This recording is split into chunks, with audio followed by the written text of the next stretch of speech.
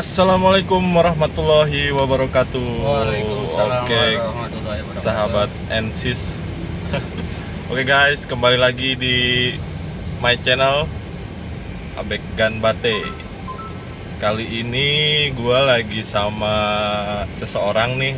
Dari pakaiannya juga kan pasti udah tau lah beliau ini siapa dan dari mana. Tapi untuk lebih jelasnya ini kita tanya dulu nih, perkenalan dulu biar tahu dia ini siapa, dari mana dan sebagai apa gitu kan. Oke. Mas, Ya. namanya siapa, Mas? Ya, perkenalkan nama saya Srianto ya, salah satu pengurus PUK dari PT Jinwu Engineering Indonesia. Oh, iya iya yang iya. berada di kawasan Legok. Legok Tangerang ya. Iya, betul. Oh, berarti Mas ini salah satu pengurus serikat di salah satu PT. Betul. Oh, gitu Ya. gitu. Mas Yanto ini sebagai apa di kepengurusan itu? Kebetulan saya dipercaya sebagai sekretaris umum di dalam PUK. Oh, sekretaris umum ya. Berarti Ya. cukup punya andil lah ya di serikat tersebut. Ya, itulah. Oke. Pengesahan Undang-Undang Cipta Kerja nih, Mas. Tanggapan Mas Yanto ini, saya panggilnya Mas Yanto aja ya, biar akrab. Boleh. Tanggapan Mas Yanto ini dengan disahkannya Undang-Undang Cipta Kerja Omnibus Law ini bagaimana? Seperti apa tanggapannya? Ya, mungkin saya selaku kepengurusan serikat pekerja atau mungkin dikatakan aktivis jalanan ya. Aktivis jalanan, Ya, wih, keren ya. Ya, jadi Bukan musisi jalanan ya, tapi aktivis ya.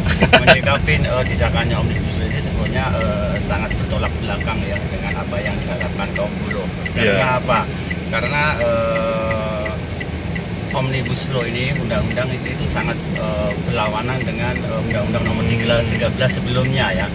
Karena apa ya? Karena di dalam Omnibus Law ini semua isi dalam Undang-Undang Omnibus Law ini yang bersifat perlindungan hak dan kesejahteraan karyawan yang terdapat di dalam Undang-Undang Nomor 13 ini banyak yang diturunkan, bahkan banyak yang dihapuskan ya.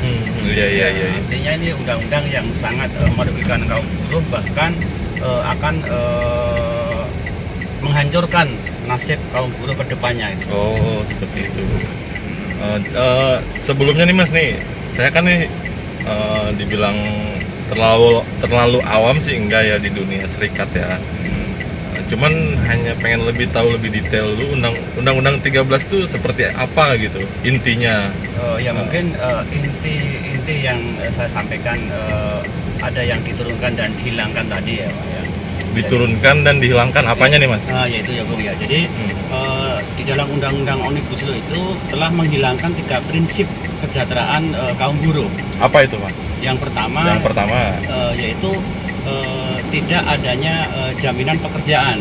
Artinya Jaminan apa? pekerjaan ya. Artinya di dalam Undang-Undang Omnibus Law ini dia akan memberlakukan sistem kontrak yang bebas dan tanpa batas waktu.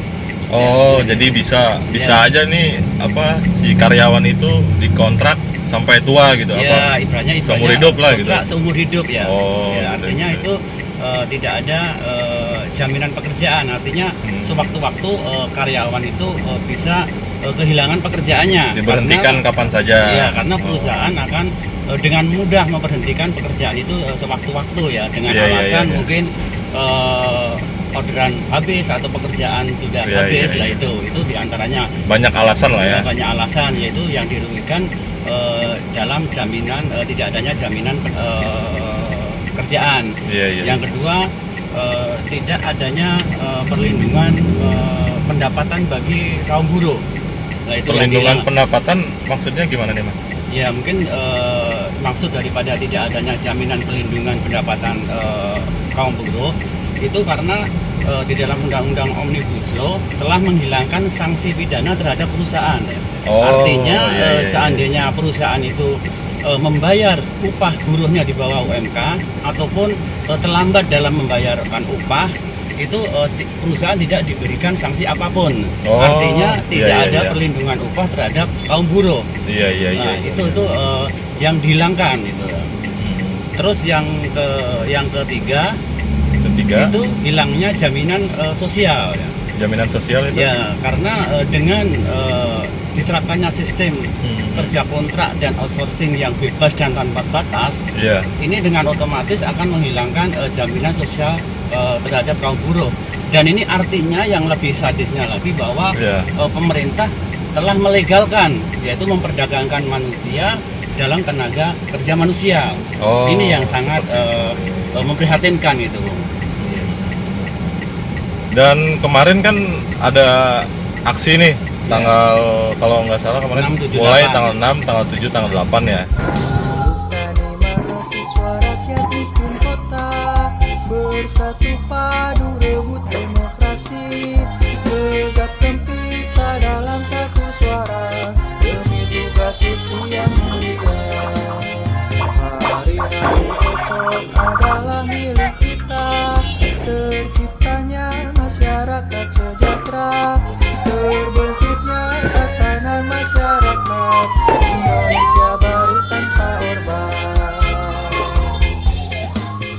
Marilah kawan, mari kita kabarkan. Apa harapan aksi itu?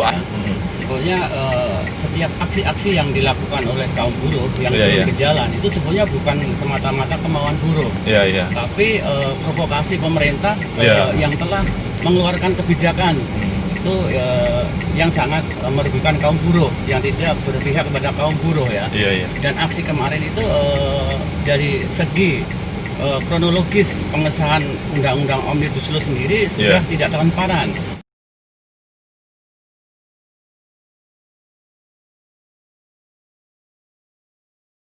Mengapa kita katakan tidak transparan ya? Iya. Karena pengesahan Omnibus Law itu yang harusnya dijadwalkan di tanggal 8, Tanggal itu 8. mengapa dimajukan ke tanggal 5? Nah, Oh, jadi sebelum ini. ya, sebelum jadwal waktu pengesahan dia Iya. disahkan. Ini Udah disahkan artinya dulu, iya. bahwa pemerintah sudah tidak mau mendengarkan lagi aspirasi daripada kaum buruh.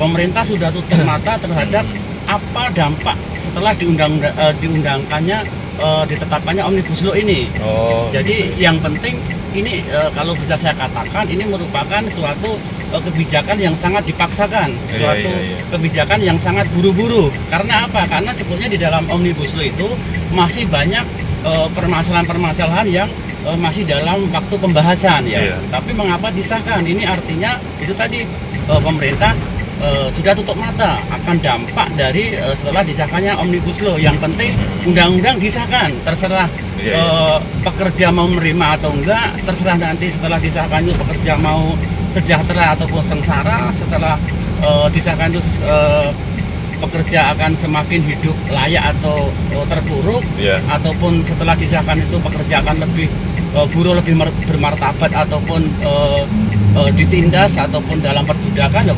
Pemerintah tidak mau seperti itu. Nah, ini kalau saya boleh mengatakan bahwa artinya yang namanya kesejahteraan itu tidak bisa turun dari langit dengan sendirinya. Artinya kesejahteraan itu bukan pemberian dari pemerintah. Iya. Kesejahteraan itu bukan pemberian dari perusahaan, tapi Bukan. kesejahteraan harus diperjuangkan.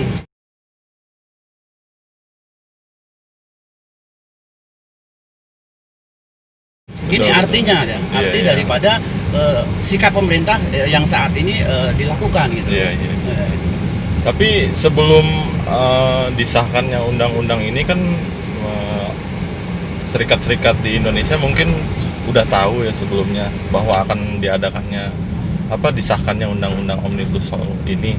Nah, apakah ada proses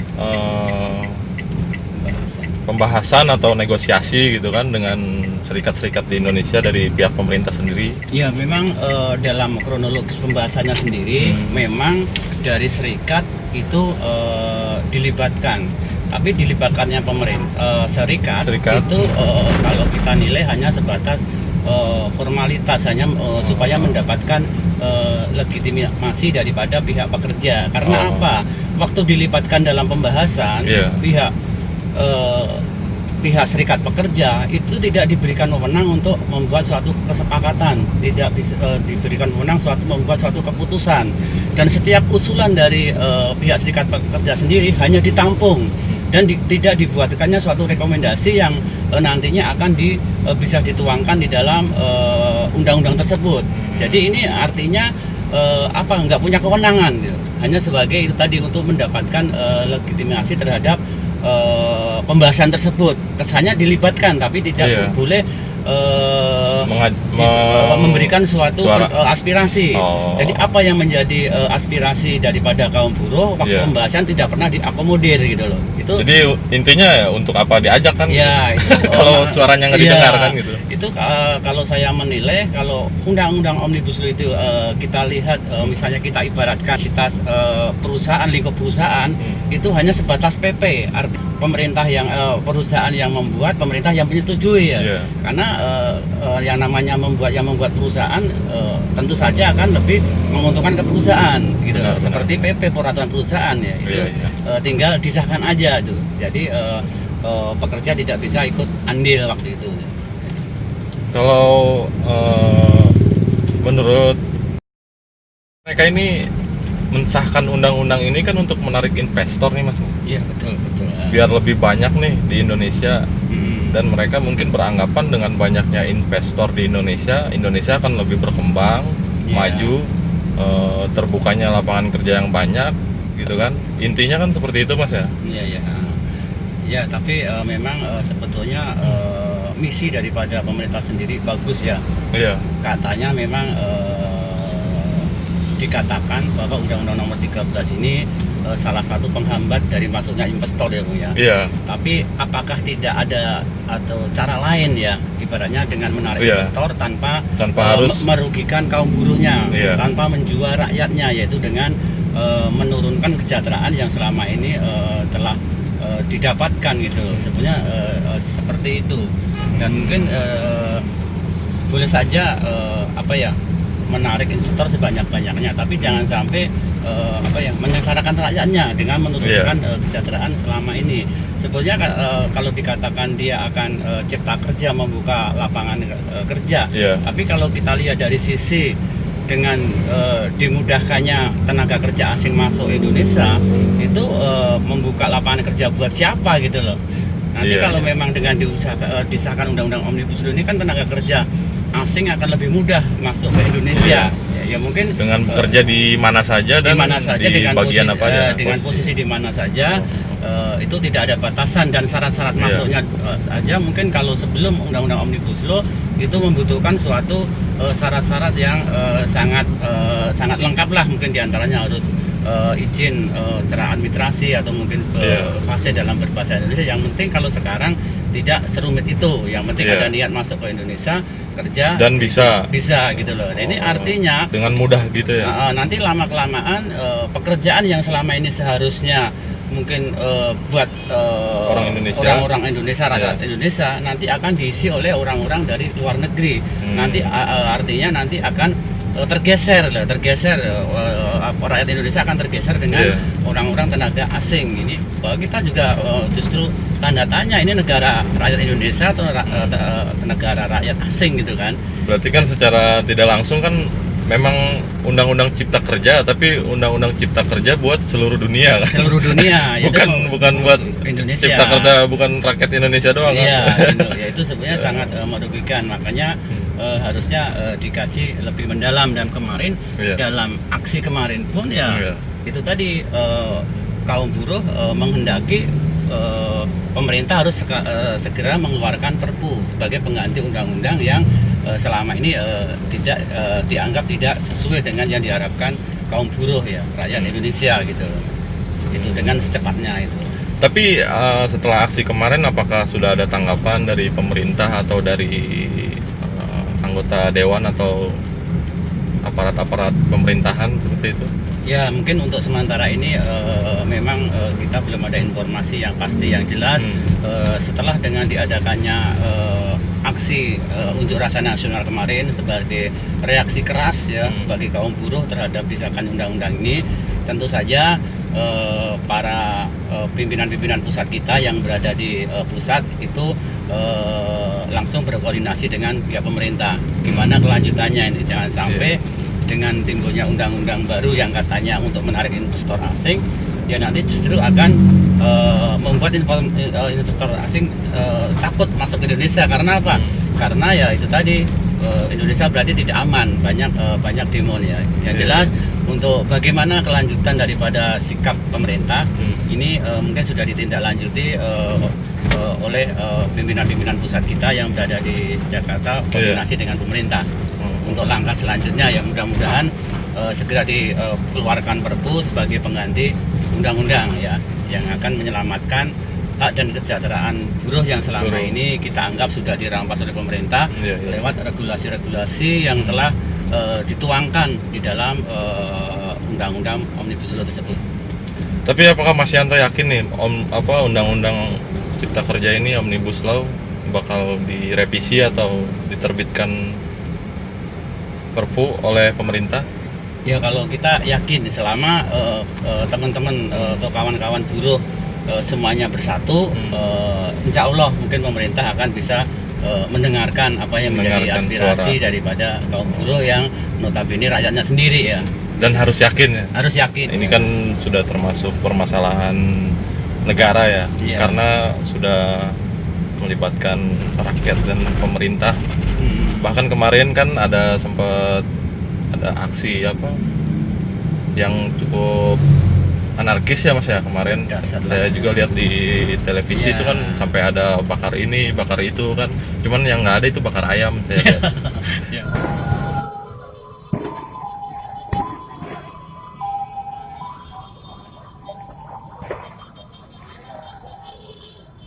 Nah itu menurut Mas Yanto itu apakah harus gitu kan, setiap aksi itu harus ada kerusuhan ataukah ada bentrokan antara aparat buruh gitu kan? Ya sebetulnya kalau perjuangan murni kaum buruh itu tidak punya tujuan ke situ. Tidak ada tujuan ke situ sama sekali ya. Tidak ada tujuan sama sekali ya. Mungkin itu pihak-pihak tertentu yang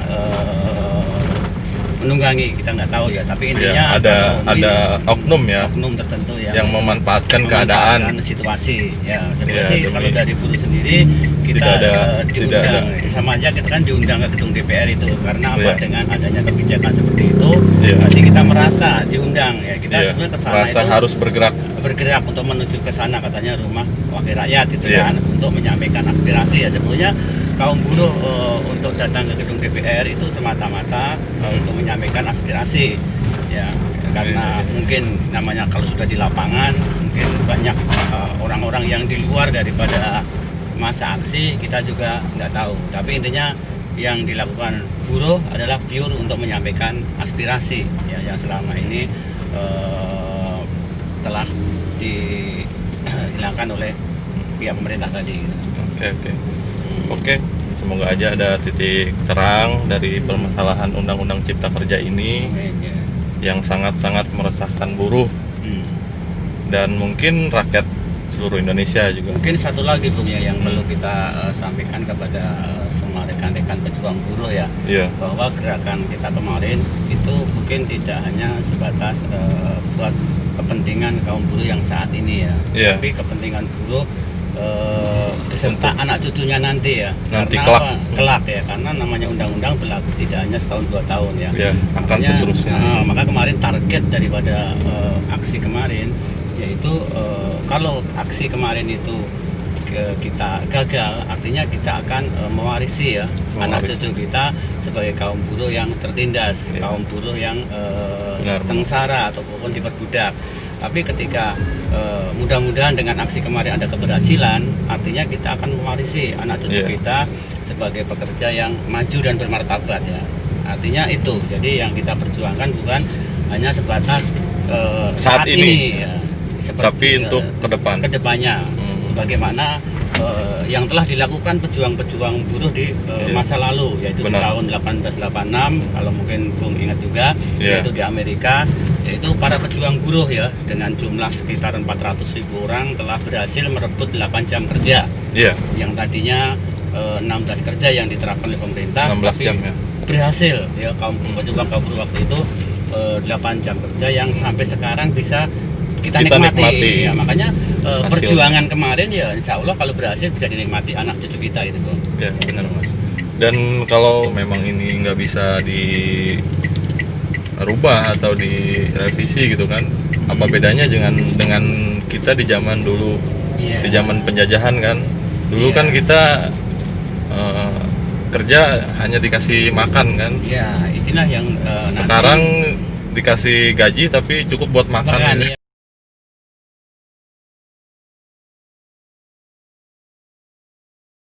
Sama aja kan Mas. Sama ya? aja. Iya. Makanya kalau sampai undang-undang omnibus ini diterapkan, itu di Indonesia akan muncul perbudakan yang modern, itu Iya. yang pas untuk digambarkan oleh rakyat Indonesia. Iya. Maka jangan sampai terjadilah.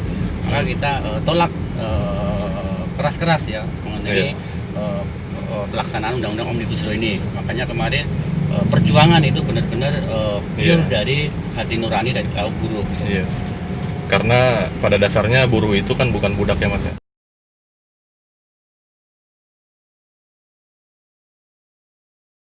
Saya rasa cukup nih. Iya. Obrolan cukup serius. Iya. Semoga aja bermanfaat Bagi teman-teman buruh bagi yang lain lah. teman-teman buruh yang lain, dan semoga buruh seluruh Indonesia itu kedepannya bisa lebih sejahtera Amin. tanpa harus aksi-aksi kayak kemarin ya Mas ya. Iya, iya. Ya, harap sih tidak ada kejadian seperti itu lagi. Iya, mudah-mudahan. Oke guys, sampai jumpa kembali Sampai jumpa. di channel gue Abek Ganbate. Sampai See you. jumpa. Wassalamualaikum warahmatullahi wabarakatuh. Waalaikumsalam.